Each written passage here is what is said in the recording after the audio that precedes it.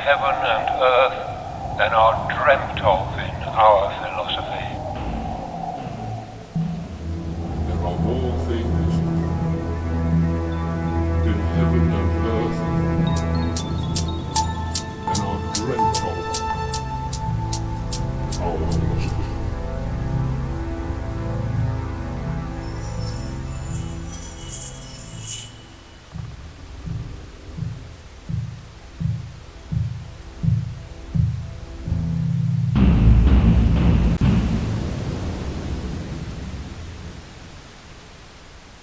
Hello and welcome to Louis Sinclair Investigates.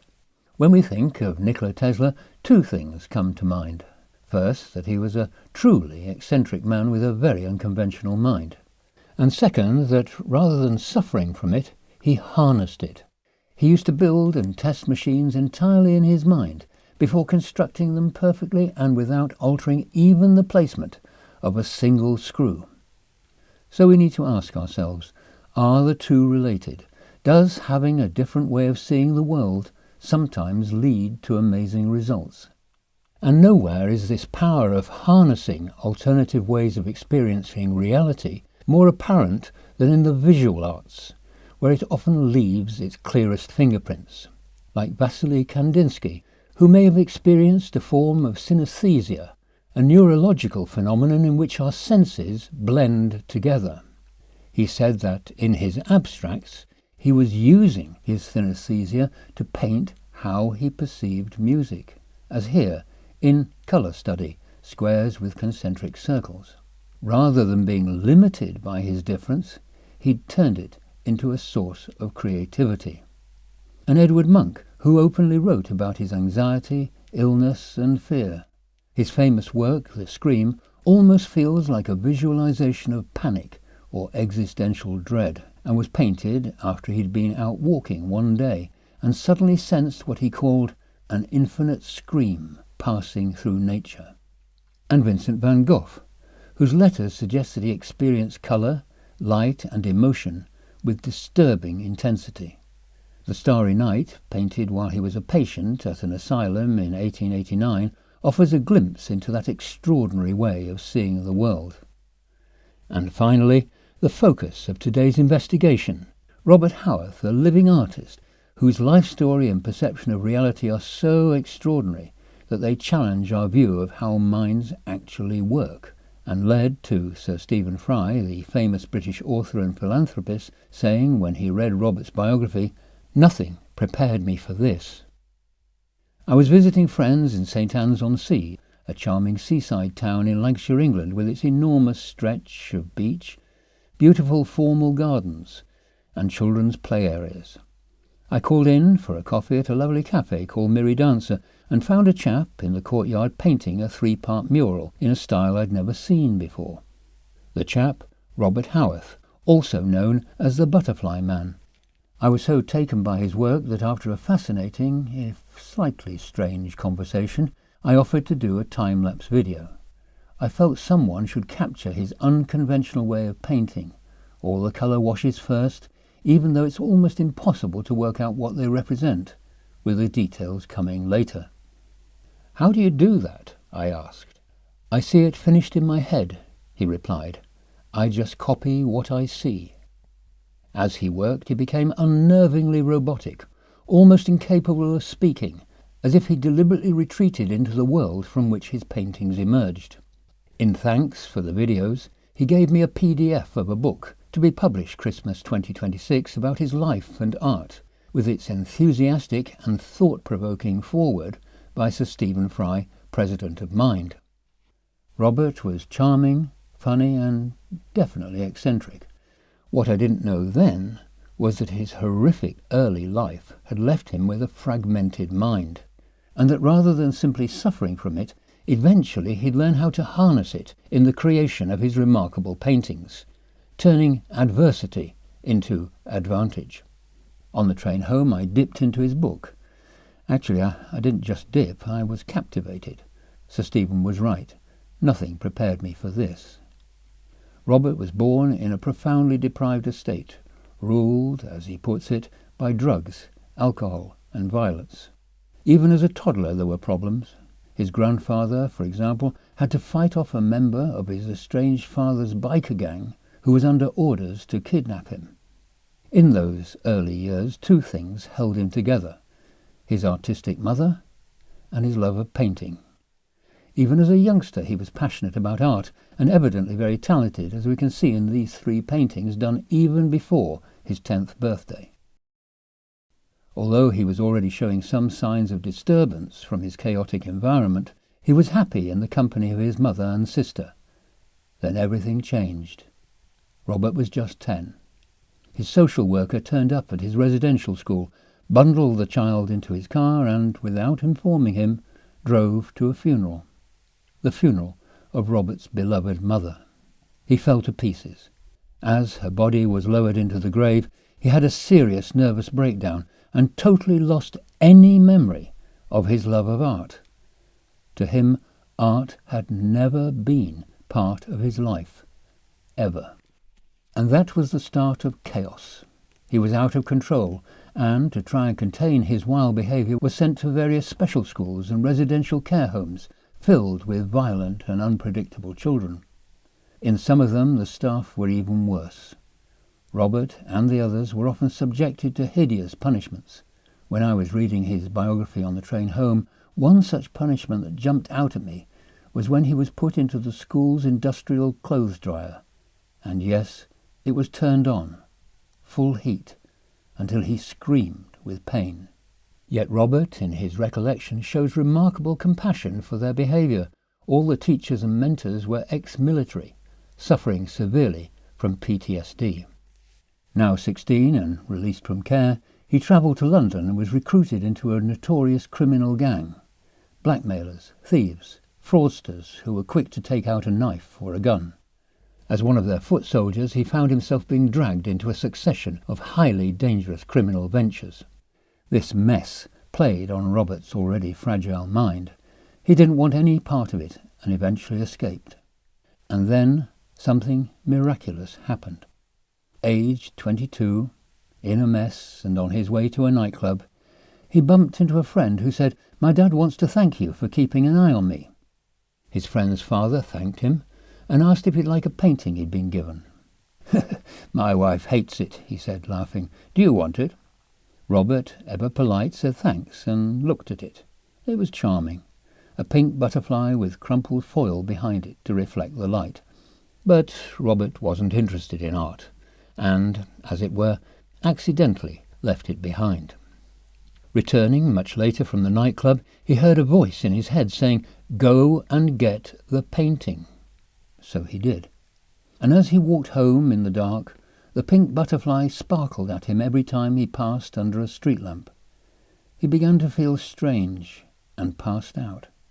And when he came round, all his memories came flooding back. The trigger? That pink butterfly painting. A painting he'd done for his mother, his beloved mother, when he was just 7 years of age. "She'd come back," he said. "She was reminding me that I was an artist and that I should get on with it and stop messing around," and added, "It was a miracle. I'm sure of it." Well, if that was the caterpillar stage of the butterfly man, a deprived, damaged caterpillar, then the next phase in his metamorphosis was as a chrysalis, a time of change, even if bumpy at times. So, in a sense obeying his mother, Robert swore off alcohol and drugs and committed himself to art. But those old devil hands, as he calls them, occasionally reached up and grabbed him. You can see the struggle in many of these early adult paintings reflecting on his childhood. At this stage he hadn't fully harnessed his unique perception of reality. To a large extent, it was controlling him. But every time he started to slip, something remarkable happened to rescue him. He would find one of his paintings in a charity shop, one that he'd done as a relatively happy child and had been chucked away by one of his care homes. It happened over and over again. "It's my mother coming back to kick me up the backside," he said, laughing. And now we get to the butterfly stage of the biography, the part where we see how he harnessed his fragmented mind to produce something remarkable, in much the same way that Tesla and those artists had done. For nearly the first time in his life, he actually felt well, and ended up studying fine arts at university, where he developed a new style. You see, there'd been one positive influence in his early life after his mother's death, a nun called Sister Madeline, who used to play soccer with the kids in her care, running around in her nun's habit, lifting her skirts and holding onto her headdress and laughing joyfully. At night, when the moon was full, she would take Robert to the chapel and point at the stained-glass windows blazing with colour in the pure white light. Inspired by this, he developed his new style, a style based upon that happy experience. Dark lines like the lead strips of those windows, vivid colours, fragmented images, fragmented rather like his mind. Occasionally he'd put crumpled foil behind glass to catch the light, as in the painting The Task, the hard work, which, as you can see, illustrates his metamorphosis from caterpillar through chrysalis to butterfly. This is the painting he created especially for his biography, to capture his life story in art. Robert, through luck, but mainly through dogged determination, had rebuilt his life, harnessing the mental difference rather than just suffering from it. The biography ends with Robert giving insight into his painting techniques and style, and this is where we can see how someone with an unusual way of experiencing reality can, as I said, with luck and determination, produce outstanding results. And in Robert's case, an insight into what it must be like to have a fragmented mind. He talks of seeing reality not just as fragments, but as having layers, different levels of reality, which he expressed layer by layer in his paintings. And they always tell a story, in effect, a story that needs to be decoded. So let's do that and decode one of his paintings, where we'll get a glimpse of what he sees every day of his life, as Kandinsky, Munch and Van Gogh had done. It's called The Rainbow Over Me. Despite his appalling youthful experiences, many of Robert's paintings speak of overcoming difficulties, of rising above the darkness, making the most of one's life, regardless of the cards that have been dealt. They are, at heart, stories of hope. So here, in this painting, we have 3 images of water, not as cleansing or life-giving, but as an overwhelming negative force. Top left, someone is struggling in tempestuous waves, drowning, not waving. Bottom right, another figure is being pummeled by a waterfall cascading down upon them. For Robert, these troubled waters and their innocent victims reflect his abysmal childhood, growing up in a highly deprived area, and the immense damage this inflicted. More generally, they speak to the hardships that can arise from time to time in anyone's life. A mysterious character rises up to the next layer and peers down at what's happening. It has no head, because what's needed first is sympathy, not rationality. The figure suggests that, often unexpectedly, someone or something can trigger the difficult journey back to the upper air. A trigger rather like the rediscovery of his pink butterfly painting, perhaps.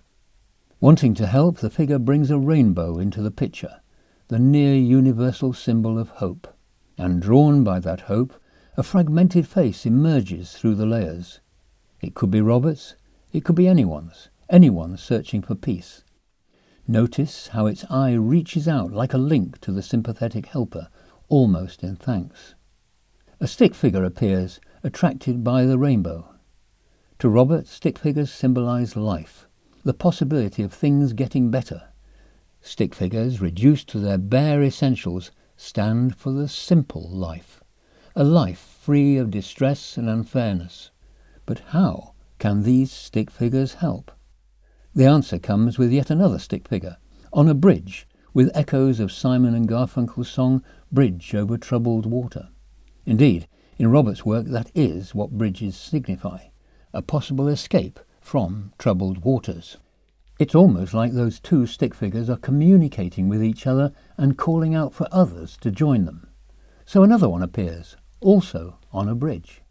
In response, the pupil of the other eye goes through a metamorphosis into the head of a very special figure, bulkier than the stick figures, and pointing with a commanding arm towards a possible escape, perhaps.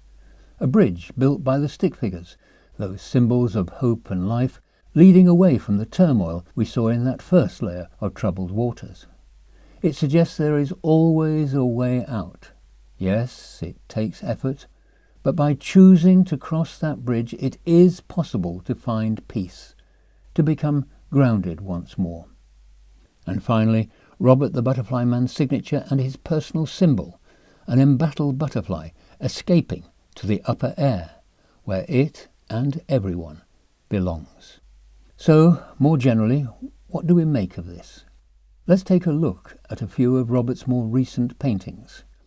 Although it's tempting to see and dismiss these paintings merely as evidence of a fragmented mind, that would miss the point. What we're seeing is not a symptom, but a conscious act of creativity, as with Kandinsky, Munch and Van Gogh, and indeed Tesla. What matters is not that Robert's reality was experienced in fragments, but that those fragments were transformed deliberately into something communicable, coherent, and deeply human. I'm sure you'll join me in wishing him and others struggling with such challenges all the luck in the world. And I hope you found our brief investigation into the workings of unconventional minds, whether that's scientists, artists, musicians, or so many others, as thought-provoking as I did. Many thanks for watching, and until next time, cheerio.